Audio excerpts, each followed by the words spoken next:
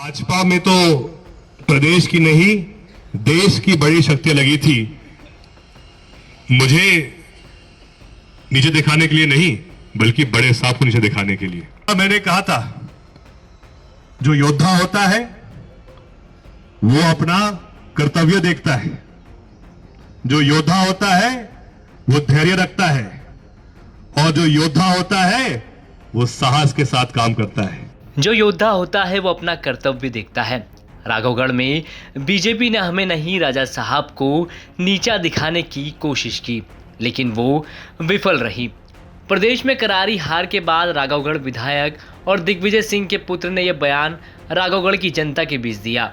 BJP पर गंभीर आरोप लगाते हुए उन्होंने कहा कि पिता दिग्विजय सिंह को नीचा दिखाने के लिए बीजेपी के राष्ट्रीय नेता राघवगढ़ पहुंचे। उन्होंने ये तक कह दिया कि बीजेपी से जुड़े लोगों ने हार के बाद उन्हें फोन कर हैरानी जताई कि जयवर्धन कैसे जीत गए। बीजेपी ने तो पूरी तैयारी कर ली थी। आप आज एक बात और याद रखो, चुनाव जो रावगढ़ का हुआ था ये सिर्फ कांग्रेस के प्रत्याशी और बनाम भाजपा प्रत्याशी नहीं था।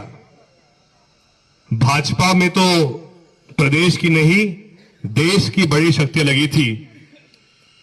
मुझे नीचे दिखाने के लिए नहीं बल्कि बड़े साहब को नीचे दिखाने के लिए। मेरा आज का ये बयान याद रखना जिंदगी भर, लेकिन जो जीत 2023 में हमारी हुई है ये हमारी सबसे बड़ी जीत हुई है। मुझे तो फोन दिल्ली से आए,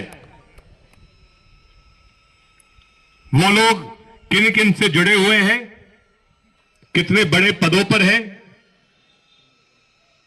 कौन कौन सा संगठन में है, वो मैं आपको नहीं बताऊंगा, लेकिन उनको आश्चर्य था कि हम यहां कैसे जीत गए। आपको उल्टा आश्चर्य हो रहा है कि हम लीड कम कैसे हो गई, लेकिन जो लोग जो जानते थे कि कितने समय से भाजपा यहां पर काम कर रही थी, उनको इस बात का आश्चर्य है कि ये फिर भी कैसे जीत गए। इसलिए भगवान के लिए आपके चेहरों पर मैं उदासी नहीं देखना चाहता।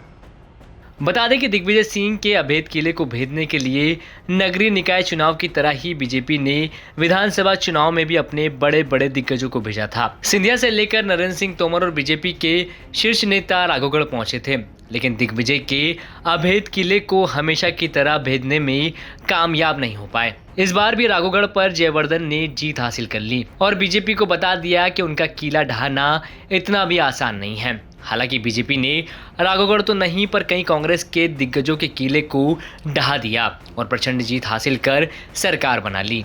गुना से विकास दीक्षित की रिपोर्ट एमपी तक।